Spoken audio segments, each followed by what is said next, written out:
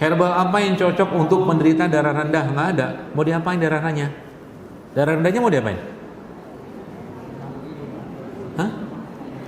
Mau dinaikin? Ngapain? Kalau Anda sudah ditakdirkan hidup sebagai seorang darah rendah, maka hiduplah sebagai darah rendah. Jangan pakai kadar normal, orang normal dengan kadar 120-80 itu. Paham? Gak ada gunanya, karena nanti akan balik lagi situ. Tensi 90/70 bagi orang yang darah rendah tadi itu normalnya dia.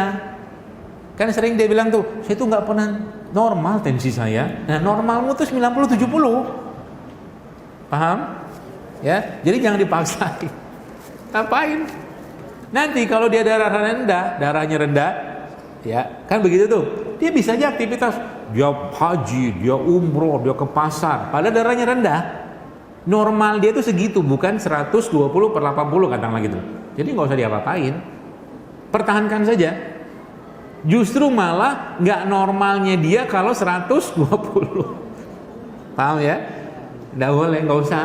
Udah takdirnya hidup dalam kondisi kayak begitu, maka janganlah takdir itu dengan riang gembira. Sebab kalau dia darah rendah, dia semua rendah tuh. Lambungnya, asam lambungnya rendah. Darah rendah nih, darah rendah pertama kita bilang hipotensi kan. Nanti asam lambungnya juga rendah, namanya hipo. Sehingga orang hipo ini kecenderungannya apa? Orang hipo itu kecenderungannya dia tidak bisa, perutnya kosong. Sehingga dia harus sering-sering makan tapi sedikit supaya perutnya ada isi. Gitu. Nanti tiroidnya juga rendah tuh. Gula darahnya juga satu paket. Jadi nggak usah dinaikin, ya. Nah, bahayanya orang ini kalau dia mengkonsumsi makanan atau rimpang yang nurunin tekanan darah dia itu. Makanya orang darah rendah jangan minum rimpang-rimpang yang nuruni tekanan darah. Contohnya apa? Kunyit. Keliengan dia minum kunyit. Woi, kenceng banget O-nya. Kalau minum kunyit turun dia. Minum seledri tepar. Gitu ya. Makanya pahami diri kita. Ya. Jangan samakan dengan orang, nggak bisa. Dok, kalau saya minum kunyit, wah kelingan saya dok, kayak mau semaput. Ya, kemungkinan orang ini hipo, semuanya hipo dia.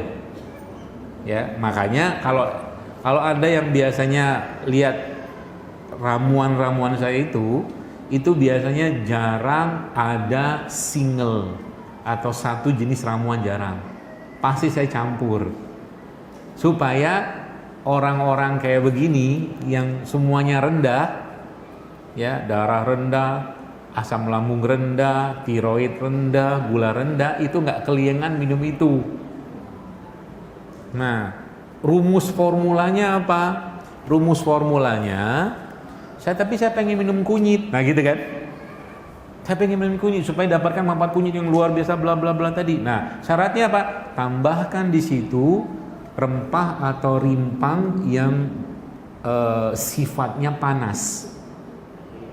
Nah, serai, lengkuas, kencur, aman dia.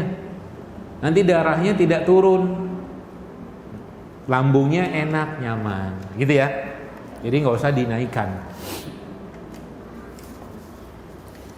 Jadi makanan apa yang cocok buat orang sakit darah rendah atau bukan sakit, buat orang darah cocok semua, karena dia temanya dia itu adalah sering-sering makan tapi sedikit. Berarti kalau ada orang yang asam lambungnya rendah, dia biasanya gak ada masalah lambung tuh. Kemudian tiba-tiba dia mengeluh kena asam lambung. Kira-kira masalahnya apa?